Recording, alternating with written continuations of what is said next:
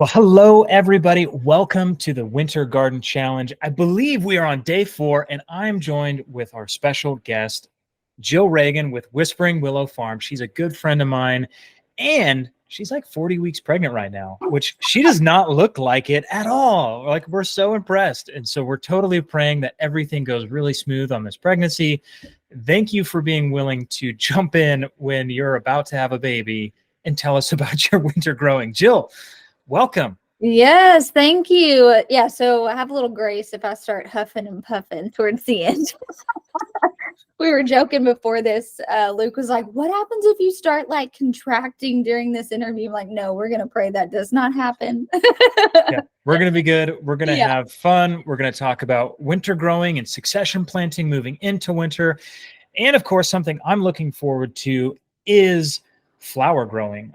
I don't do enough flower growing. I really need to work on that. So Jill is kind of just awesome in all things flowers. She's awesome in all things vegetables. So I just want to open it up. Jill, can you kind of share a little bit about your farm, how much you grow, maybe bring some pictures up of like your greenhouses, what you're growing, and just kind of give us an overview of what is Whispering Willow? Yeah, absolutely. So we are based in Central Arkansas.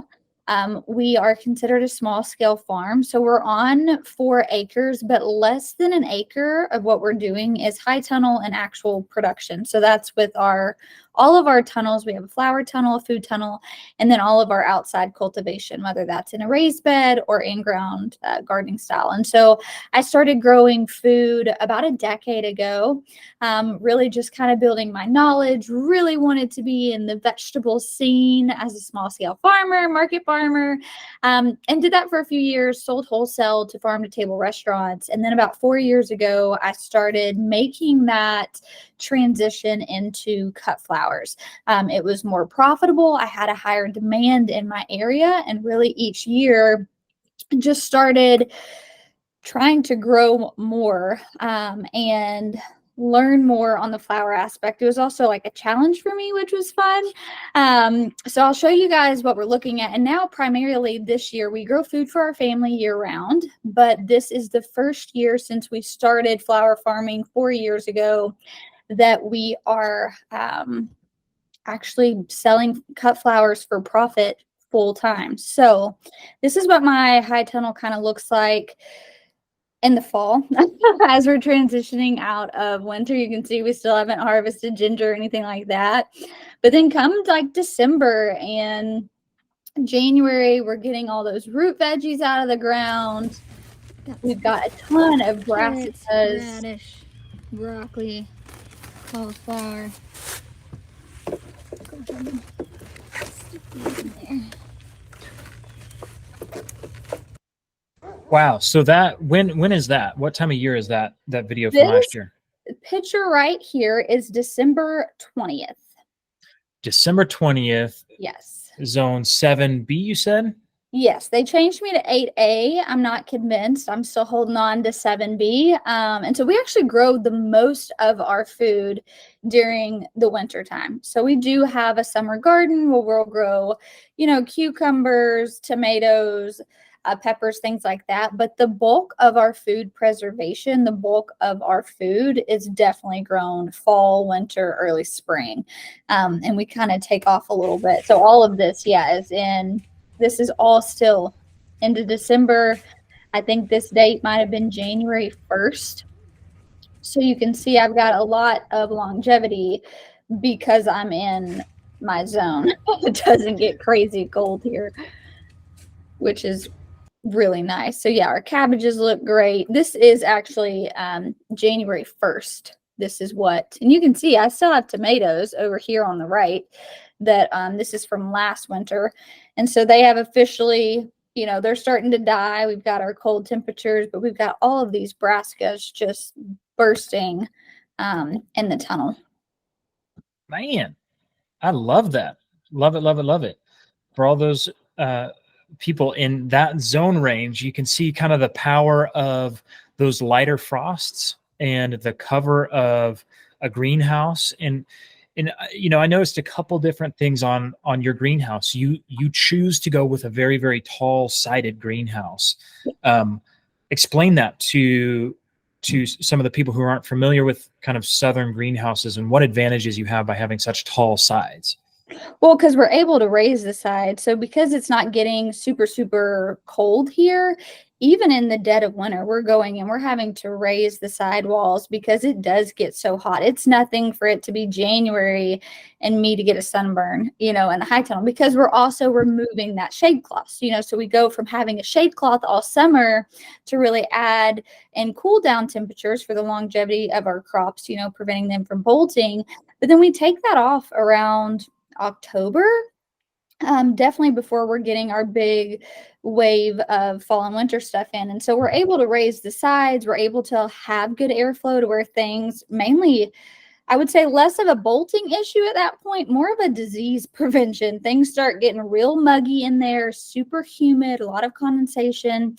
And so we're able to really prevent that by being able to roll up the sides, get good airflow in. And then what we can do too, because we don't have any heated greenhouses. I get asked that all the time.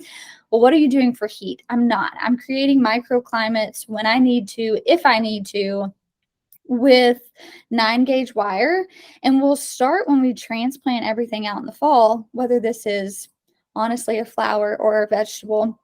And we'll start by putting insect netting over that 9-gauge wire when we still have, caterpillars, bugs, and pests are still around.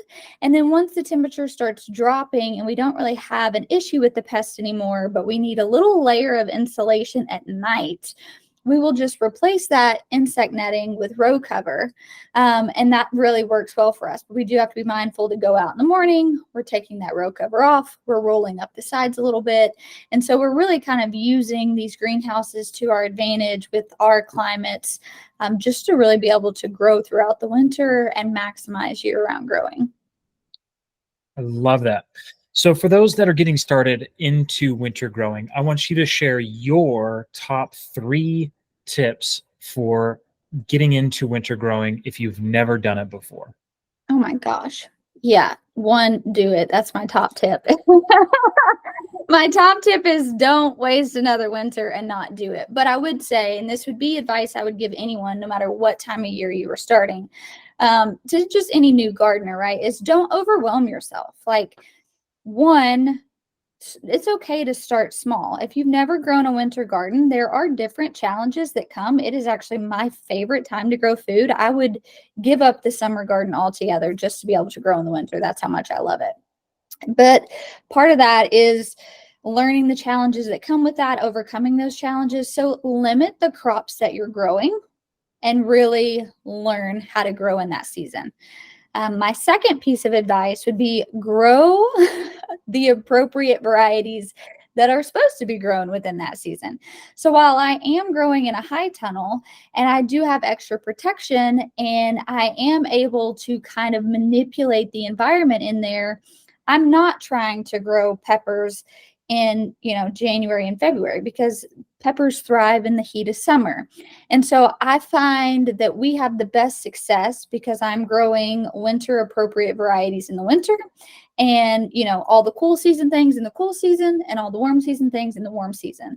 So just because you have a high tunnel, yes, you can. Like I showed you, I did have tomatoes still in January, but they're not producing like they would in August, and they're not going to. So don't even waste your time and energy on that. So that would be another thing. And then 2, grow what you eat. Figure out what you have means to preserve. So all of that stuff I showed you guys, we love growing it because all the root veggies we can store in cold storage and gradually throughout the winter start doing stuff with it. We've got all of those brassicas that we can easily, make cauliflower rice and freeze them. Like, they're easy preservation options and they have a good storage shelf for us. So it's not like I'm harvesting hundreds of pounds of food and then immediately have to find something to do with it. I'm harvesting, a boatload of root veggies, tipping and telling them, washing them, putting them in cold storage, and then gradually every week as I have time, slowly preserving them, which makes it a lot easier on me as someone who is gardening year round. Was that all 3? Yep. Awesome. So 1 was Do it. Just do grow it. a bunch of garden. Do 2, it. choose the appropriate varieties within the season. And 3, grow what you eat and you can easily store and preserve. Okay. I had 2 or 3 questions throughout there that kind of sparked. Number Okay. one is, what is cauliflower rice? Oh my Did you? gosh. You don't know what cauliflower rice is? No. I'm So excited now. okay, so yeah, we blanch it and then we put it in a blender. So instead of eating rice, we will replace that starch with cauliflower. And so it's great because you can literally blanch it, you can blend it up, put it in freezer baggies, and it's just an easy way to preserve your cauliflower. My kids actually prefer it a lot better than the florets like you would with broccoli. And so that's one of the main things we're doing with our cauliflower is just growing it to make rice and a starch alternative. And so you're trying to kind of process quite a bit of that at one time and then put it in the freezer after you blanch it, blend it, and it just goes into the freezer. Do you add any sort of salt or anything to that to just blanched We'll just season it vacuum bag? whenever we get ready to cook it. We cook it in a cast iron with soy sauce. Very cool. Mhm. Folks, that one was free. Awesome. A couple other things like on the broccoli, if you're trying to do fresh broccoli, or maybe do you preserve a lot of broccoli, freeze a lot of broccoli? What's your storage techniques for broccoli as you're harvesting through the winter? And then I guess coming out of winter into summer to stretch that broccoli, what are you doing? Yeah, so we only grow broccoli throughout the winter. We will not grow that as a spring crop. We will not grow that in the summertime. It is only something we are putting in into fall, growing through, like March is usually when we're getting, February is when we're getting it. Primarily, we are freezing it. Again, very easy. We're freezing it like we would buy it or consume it, and we are fermenting a ton of it as well. And so the way that we really kind of leverage that is I'm doing multiple successions. So it might not look like I'm planting out a ton at one time, but I'm planting out enough to be able to harvest and preserve. So that's kind of how I'm thinking when I'm growing food for my family. Instead of, I'm going to grow a 48-foot long bed of broccoli. Can I preserve a 48-foot long bed of broccoli if I harvest it all at one time? That's a lot of work for me and my husband to do. So instead, I'll plan out, 6 heads of broccoli one week, 6 heads, a week and a half later. And I'll kind of space it that way so we can know, okay, we're going to be harvesting this first. We'll freeze it. We'll harvest this a couple weeks later. We'll ferment it. We'll harvest this, and we kind of stagger that based off of what makes it easier, because broccoli isn't going to store as long for us as far as if I had to harvest it all at one time versus root veggies. I'm growing those twice a year, and they store for 6 to 8 months for us, to where it's a lot easier just to pull that out of cold storage. We find our broccoli gets soft. We can't store it as long if we were to have to harvest it all at one time and stick it in the fridge. Awesome. I think that's terrific advice. And I want to zoom in a little bit on that succession planting. This is the theme of the day. We're going to be talking about that a lot this evening, but you mentioned that you might grow 6 broccoli in a 48-foot long bed, and then you're going to come back. How long later, and when do you start these successions of broccoli for you and your zone? Yeah, so for me, and honestly, I'll be honest, doing it off the top of my head would probably be hard because I do everything in seed time now, but I would say it's probably like every 2 weeks. I'm trying to have stuff started and sowed out throughout the season. Now, things with brassicas, that'll be a little different with like Brussels sprouts because they take a lot longer. So I might start those closer together. But as far as the broccoli, typically I'm wanting to try to plant out those successions every 1 to 2 weeks, just for the harvest sake of it. And so you're doing roughly six broccoli, 6 crowns, 6 to 8, 12, yeah, somewhere in because there. it'll be the way we kind of have it in our bed grid is it would be Brussels sprouts at the end. Then we'd go cauliflower. We grow 3 different varieties of cauliflower. Then we would do our broccoli, and then we would do our cabbage. So it's like, while I'm only growing 6 broccoli plants, I'm also growing 12 cauliflower plants that would be ready at the same time too. So it is more than just processing those 6 broccoli. And then we've got the other bed that we would start that succession in as well. We'd have the Brussels sprouts, we'd have the cauliflower, the broccoli, and then the different cabbages up front. So if I'm imagining this correctly, you're getting very similar days to harvest crops all in one bed. So when you're scheduling your harvest, you're going to come in and harvest out everything in that bed or pretty darn close to it. Yeah. And then a few weeks later on your next harvest, you're going to be doing the next bed over. Yeah. Do you flip that bed and put something in immediately following that harvest? Yeah. Yeah, we will go in with amendments. We just kind of have a protocol that we do. If not for our root veg, but for everything else, it is like azomite, feather mill, worm castings. We'll go in, do a quick, broad fork on that. And then we're using a prebiotic that we'll spray them all with once we transplant everything in. And so that's just kind of our regimen. And it's very easy. At that point, I'm not retesting the soil. We'll do a soil test before spring planting. But because I'm growing the same things in there, it's just like, all right, let's get our trace minerals in. Let's make sure we've got good nitrogen. Let's get the worm castings in. Quick broad fork, because we are also cutting and leaving it too. So that's another thing too, is they have very established root systems and root balls. So we're not ripping those out. We're literally cutting at the base, and I'll go in and plant in between all of those. So it will have to also have time to decompose by that next growing season. So we're kind of staggering how that is laid out as well. Very, very cool. Well, now that we've done that, I'm going to circle back around to something you mentioned twice that maybe not everyone's familiar with. You said tip and tail. For Yes. those who are not familiar with the tip and tail and what that is, can you explain that to them? Yeah. So a tip and tail is when you are harvesting your root veg, and you are literally just going to take your harvesting knife and you're going to tip the top off. So you're going to take that top foliage off and you're going to tail it, meaning, that tap root that was always all the way down in the ground, you're just going to tail it off. And so this is very common in the market garden space, tip and tail. With your root veg, you'll harvest it. You can do things with certain, root tops. If not, you can compost them, feed them to your animals. And then we'll go through and we'll wash them all, just like a quick rinse outside. And then they go into like plastic food bags, not like a baggie, but like a tie bag. We add some ventilation holes, and then they go into cold storage and stay there for months. Very, very cool. Super helpful for folks that may not be familiar with some of those techniques. Yeah.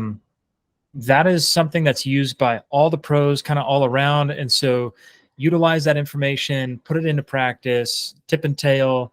And we're going to move on to some questions regarding flowers. Okay. So Jill is very known for her flowers. She's got a beautiful flower on her arm right now that you can see right there. So let's just talk a little bit about flowers. Specifically, what flowers do you grow? And we'll just start there. So specifically in the winter? No, I just want to, let's just talk about the flowers that you grow. So we are specializing in dahlias grown for southern growers. That's been the main thing we've been focused on for the last several years. But then we also do everything for kind of your market bouquet. So we've got, zinnias, basil, celosia. Those are our main things that we will make up our bouquets with. We have our specialty flowers, which would be tulips, different bulbs and corms, lisianthus, the dahlias. And then we have a big emphasis on dried flowers, which this year the focus of that was mainly straw flowers and status, because we want to be able to extend our flower season throughout the winter and still generate revenue. So we'll do that through forever bouquets, dried florals, wreaths, things like that we can make all these, sell these, host workshops. So we're doing a little bit of everything. I think moving into the new year, we'll probably keep honing down and eliminating crops that we're doing and just try to stay with those high-end things. The bulbs do really well for us. The dahlias do really well. We'll probably move out of those market-style bouquets. But this year we were kind of trialing that. Is that worth it? Is it not worth it? And making an assessment. Describe to me what qualifies as, is it worth it? Is that a time, effort, energy for how hard it is to sell sort of thing? Or is that It's a price per stem, really, for me, and also my market. So for me, there's no one here that's selling dahlias. So I kind of own the market there. So not only can I get rid of them, I can get a high price point. There's really no one that's growing Lysianthus. So I can grow that in my tunnels early in the season. I can get $250 a stem. I can take it to a florist, and that's like a wholesale price versus a zinnia or celosia or basil or all these common, flowers. Almost any backyard gardener is growing them. Most farmers are growing them. So it's harder, yes, to get rid of those. And it's also a smaller price point per bundle, to where this year we were like, okay, we'll see. I didn't feel like it was worth it because you got to keep harvesting these. So a lot of it is like, even if you don't have a market, you got a deadhead or it's not going to keep producing. It's going to go seed. So it's like, I'm out here cutting, just dropping in the field to keep it in production. I don't know that that's worth it to me versus growing a dahlia later in the season when it's not as hot, knowing I have a market for it, emphasizing more on tulips in the spring. I get a higher price point. You don't have to add anything with it. 6 stems makes a bouquet. So those are things I'm thinking too. I don't enjoy bouquet making. And so it's like, it's a lot of effort and a lot of material to make a $20-$25 bouquet versus harvesting 6 tulips, selling it for $20. And that's all that it is. And I got rid of those all day long. So it's like, why not just grow more tulips at a higher price point with less effort? Very cool. Now that we're talking about tulips and we're talking about the Winter Garden Challenge, these are some of the main like overwintered flowers, right? So Oh, let's talk about tulips. What is your process? Where are you buying tulip bulbs? What kind of ones do you think people should lean into to get started? When do they start planting? Let's talk all things tulips. Yeah, so it really depends on your zone and kind of how you're growing. But the great thing is tulips can be grown whether you're growing in or outside of a tunnel. So we did choose to grow our tulips in our tunnel this year just because we had the space in there and we didn't have space anywhere else. If you're going to grow bulk, find a wholesaler. Now, one thing I will say that I don't think a lot of people recommend is there are pre-chilled tulips and non-pre-chilled tulips. So I will only buy tulips that have been pre-chilled for 12 weeks because they're going to produce so much better and so much faster in the spring versus me trying to chill them. So I have bought some that were not pre-chilled and they just didn't do as well for me in my particular climate. So when you're buying, do your research based off of where your zone is and figure out. But I would always recommend buy pre-chilled. And then even when you get them in, your daffodils, tulips, anything like that, you're going to need to stick them in a refrigerator. Like they're going to need to be cooled. And so that's something to be mindful of. We staggered our planting. We grew 2,500 this year. We staggered them every 2 weeks apart. I actually am going to pull up this and show you guys because it was kind of fun. When we planted tulips, we had a snowstorm. Let's see where we are here. So this was us planting. It was a blizzard outside. You guys can see we are literally planting them shouldered together. And we also have them in these little grids. So we were planting these, I think 750 at a time, 500 to 750 at a time. And you can see over here on the right what that looks like. And that was just to make it easier for us to harvest. We could separate them out a lot better. And so that's how we're growing them. There are so many different suppliers that you can buy from. I got those from a friend of mine who bought them and then couldn't grow them. We bought from, I believe it's ADR or ADS bulbs, but this is something you need to be thinking about very early on in the fall, or you're going to miss your window to be able to buy bulbs. Something else I want to mention when it comes to tulips. So when we are harvesting our tulips, I mentioned we did it in 2-week increments. We planted 2,500. It's a lot of tulips to get rid of. But what we did is we harvest with the bulbs intact. And when you do that, they are still connected to their life source. So that means they're totally fine. They're not going to start, that base life isn't going to come into effect until I cut the bulb off. So what I am doing is I am taking brown craft paper. I'm harvesting my tulips in bunches of 10 with the bulbs intact, and I'm rolling them up in this craft paper, taping it, writing the date on it, and I'm sticking it in a refrigerator about 36 degrees. And I'm doing this every single day when tulips are in their peak season. And I was able to pull from those tulips over the course of 6 to 7 weeks. And when I got ready to make bouquets, I cut the bulbs off. That's when they officially, it was like I just pulled them out of the ground. And so I could continue to do that. So we harvested 2,500 in a matter of like 2 weeks and just had them stored in refrigerators and then pulled from them every single week to make our deliveries throughout that spring season.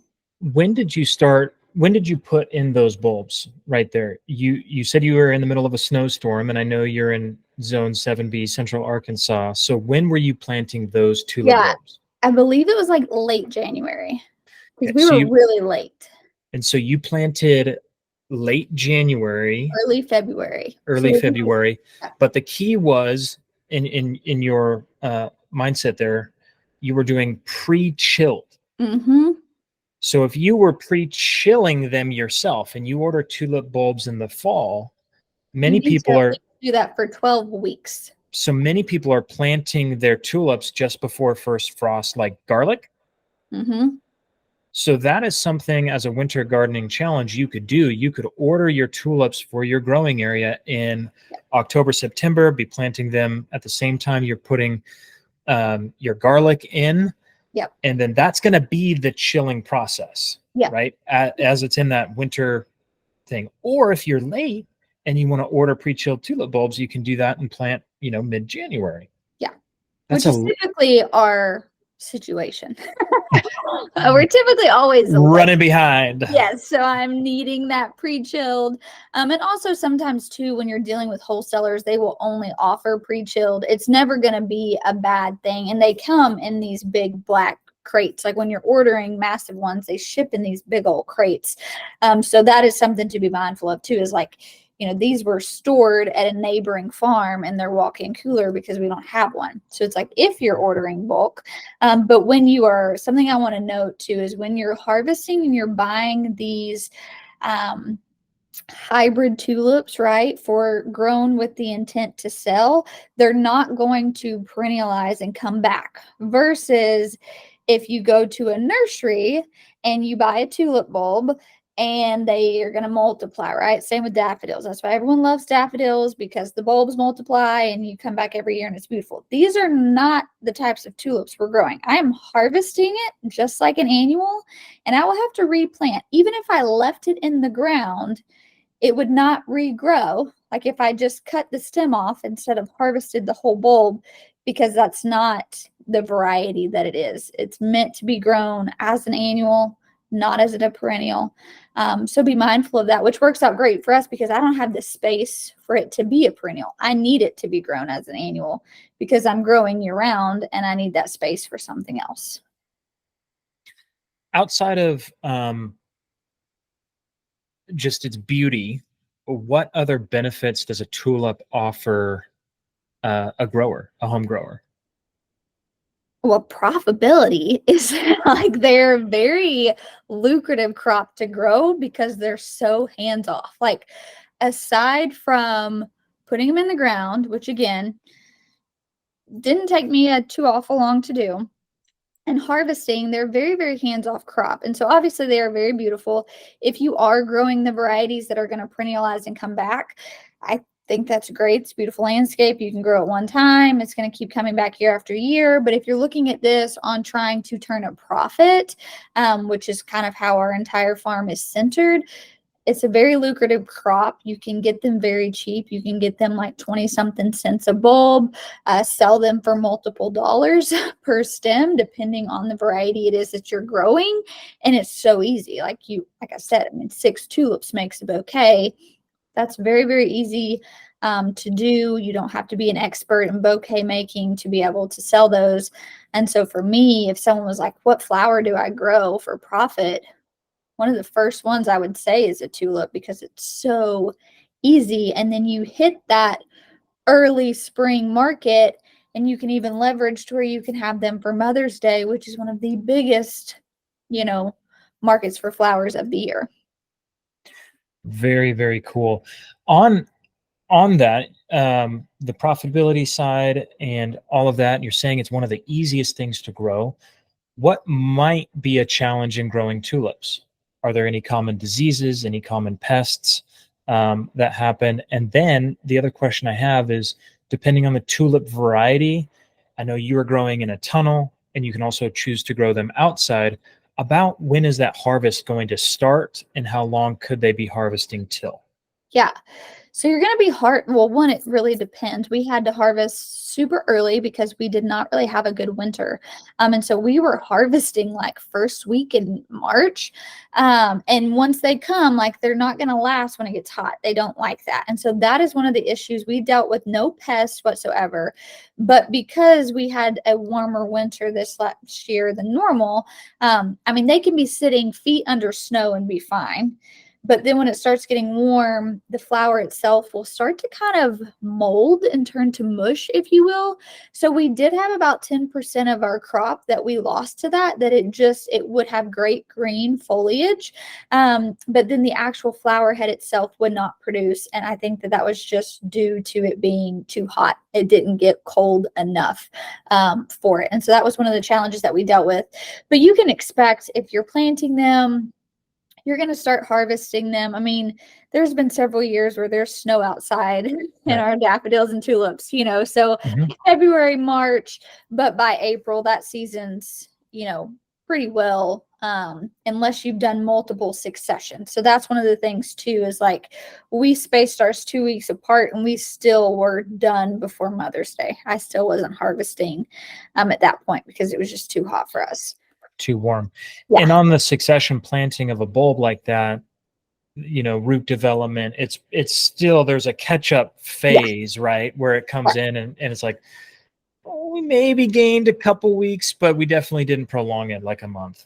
Right. And then you've got shorter stems, and that's something to be mindful of too, is like the later you plant that succession and it has those fewer cold days, you're not going to get as long as a stem length, which is also an issue, because I'm not going to sell a tulip that's just, the squatty little thing. Like it needs to be a long, beautiful tulip. And I found the ones we planted earlier when it was colder produced a longer stem length than the ones we even did 2 weeks later when it had warmed up quite a bit.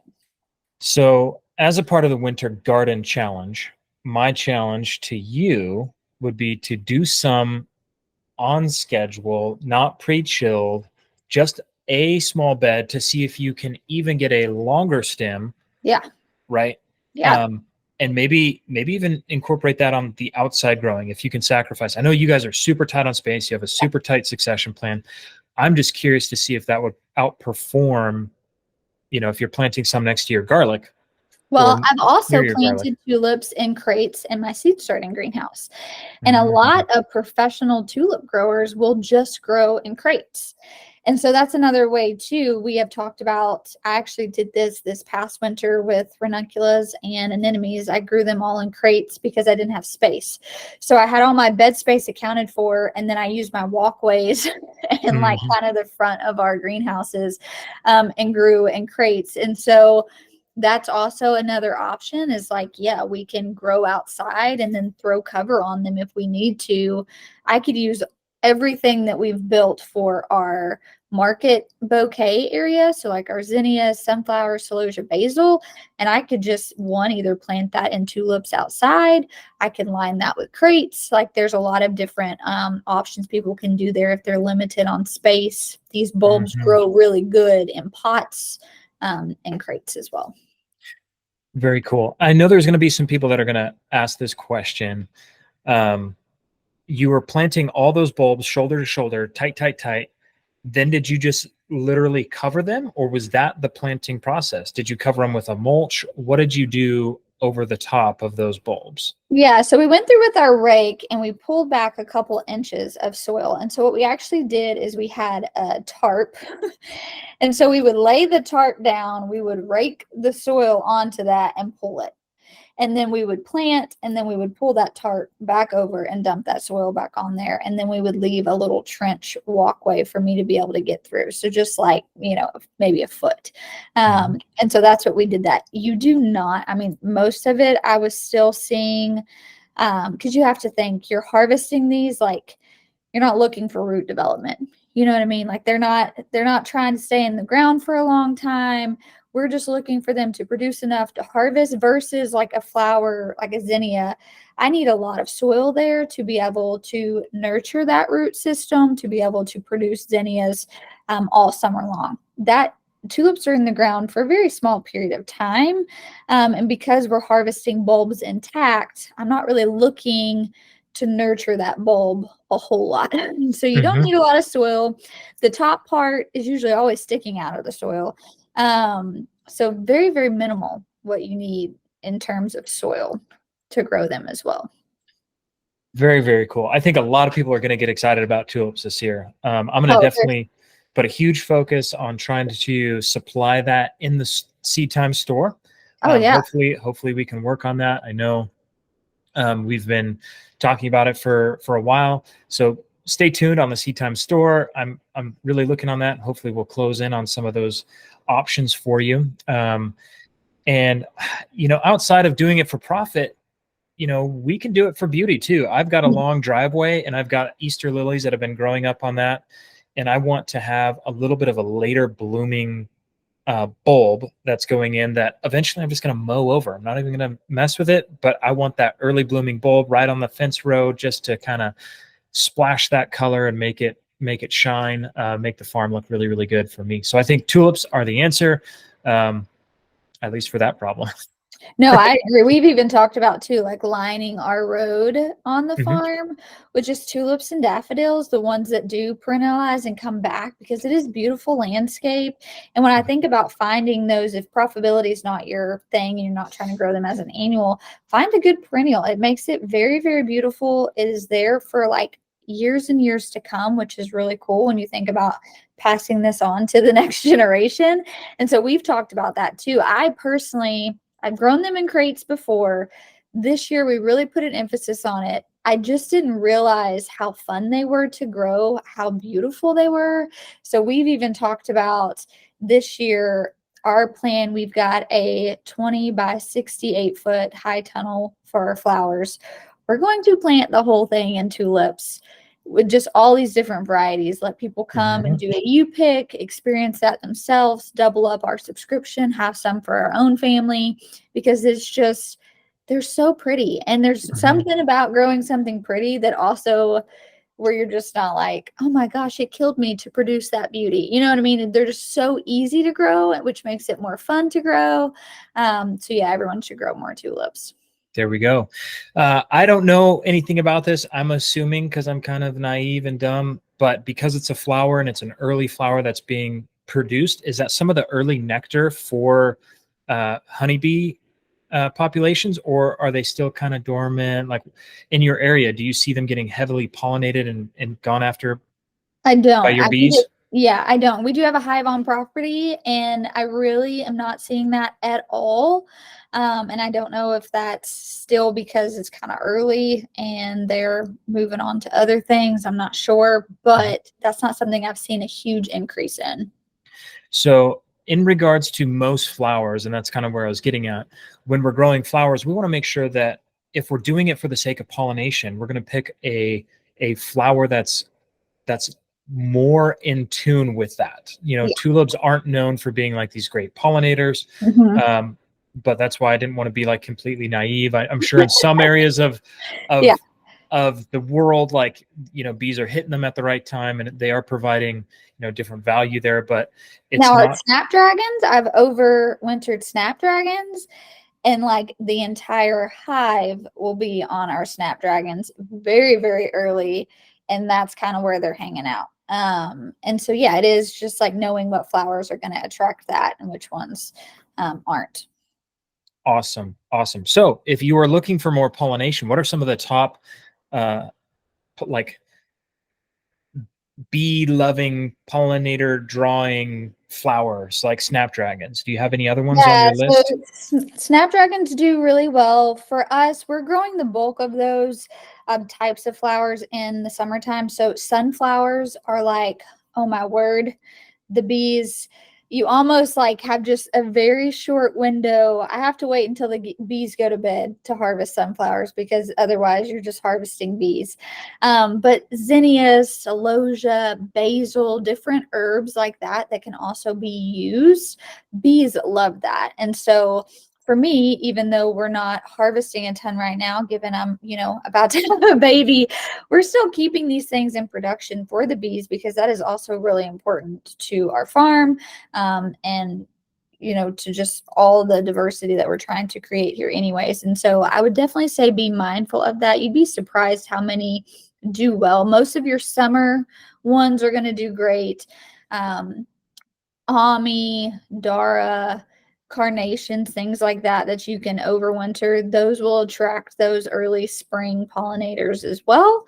A big thing too is just being mindful you're not spraying your stuff. If you're not seeing a lot of wildlife and pollination, make sure that you're not accidentally, killing them off. And so that's a huge thing too, is like, we're a certified farm, so we're not spraying anything.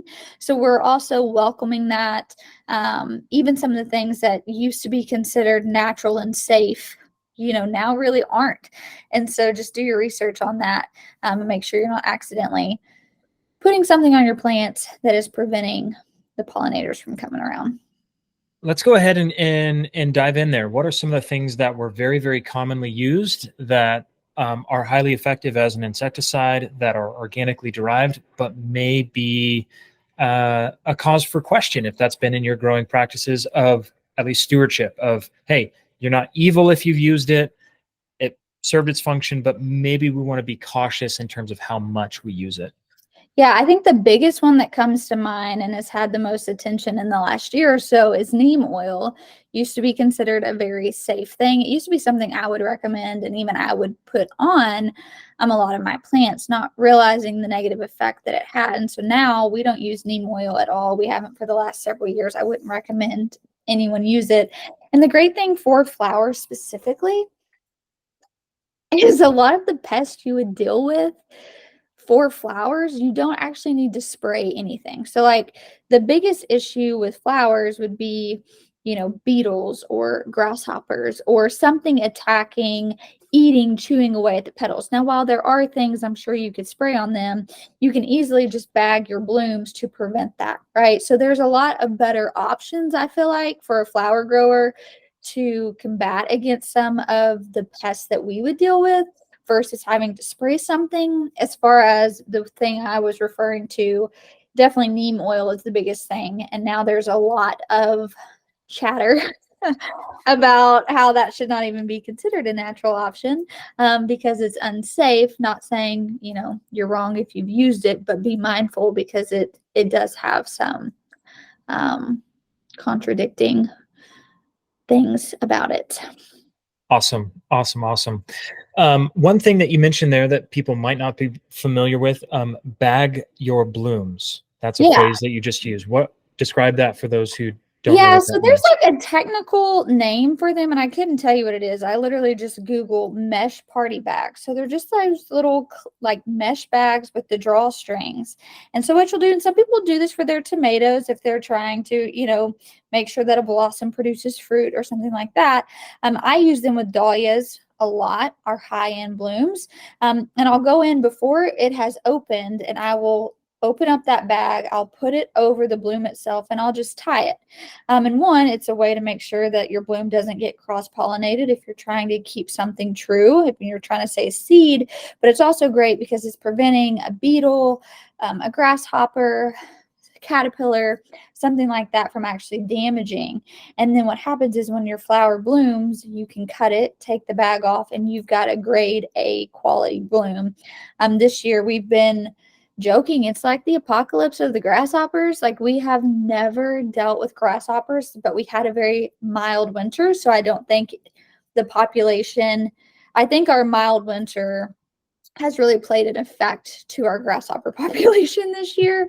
And so, and my only option is, if I see them, try to kill them, which that's hard, bag my blooms, or I could spray some sort of harsh chemical. There's no natural option to get rid of a grasshopper within my certification that would be effective. And so that's what I do. I just buy these little party bags online in bulk and go out and make sure that I am bagging my high quality ones.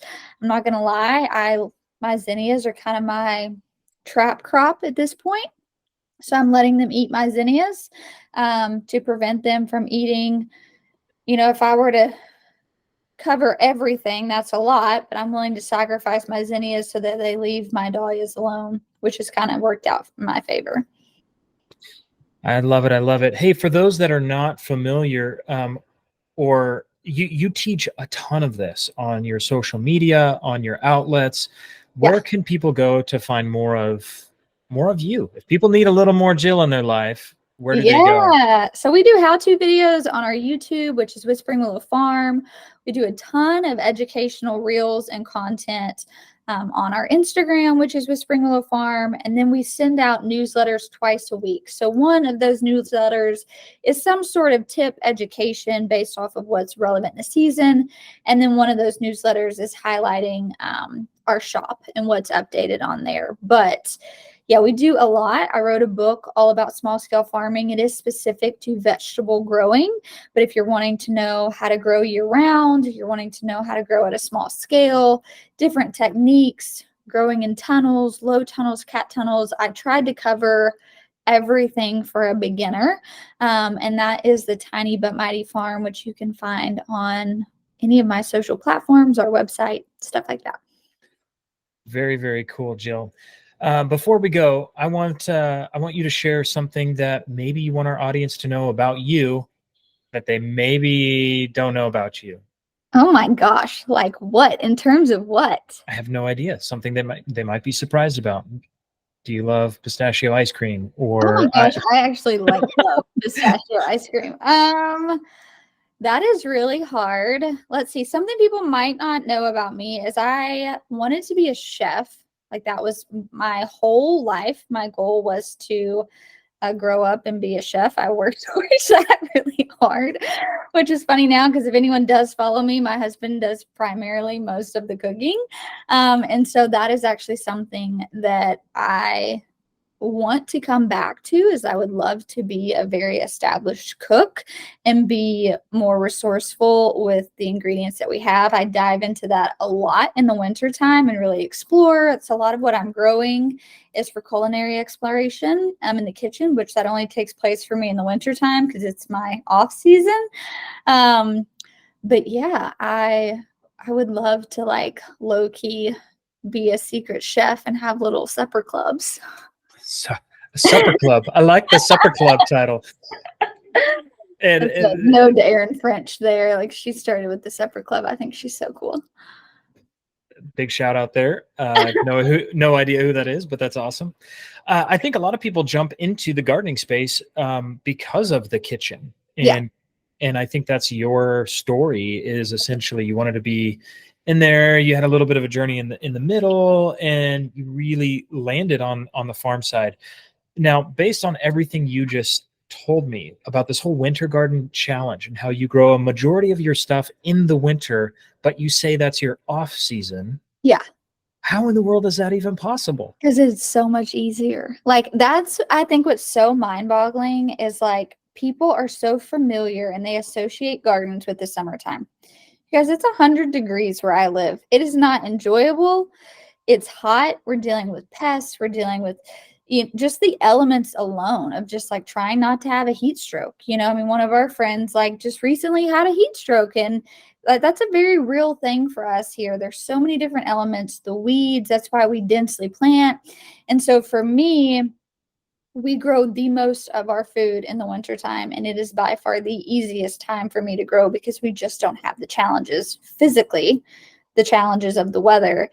Because we don't have negative degree temperatures, our winters are very enjoyable, and I just have these tasks that I do every day. It is so much easier for me to maintain. So yes, I would still consider the winters when I'm launching any project, when I'm working on any big thing, when I am not spending hours and hours in the garden. I would say I'm spending maybe 30 minutes a day checking tunnels, doing my chores, and that still allows me to yield everything that we're growing, which the bulk of what we're growing is through that fall and winter season. Man, folks, you heard it. You heard it from Jill. Winter is awesome. Don't neglect the winter. Now, for those of you who are in zone 3 and 4, my Minnesota people, ooh, Yeah. it's a little bit of a different challenge in the winter, like not dying from freezing to death. Right. That might not be us in, zones 6 and below, but you can still grow a ton of food in the winter. And that's our challenge to you. Grow more than you've ever grown before this winter. Jill, I just want to say thank you. Thank you so much for jumping on, for doing this, even though pregnant, and you just did a tremendous job doing this. And you're like, okay, now it's time to go have a baby. No contractions. We're good. No contractions. We're good. Scared me. I was nervous. Yeah. I have 4 kids myself. And so I am in that, I definitely feel it's like the calm chaos before the storm of knowing this is going to happen. You know? And I feel like I still haven't really kind of prepared. Like my last daughter, I went almost 42 weeks. So it's like, even though I'm term, I'm still like, I could still be pregnant for another week and a half, 2 weeks, So we're just kind of going with the flow at this point, seeing what happens. Wow. Well, folks, thank you. And thank Jill for being willing to jump in and share her knowledge, share her education with you. We are blessed and excited to have her as a part of the Winter Garden Challenge 2024. Jill, it's been a fun hour. Thank you so much. And we'll end it there.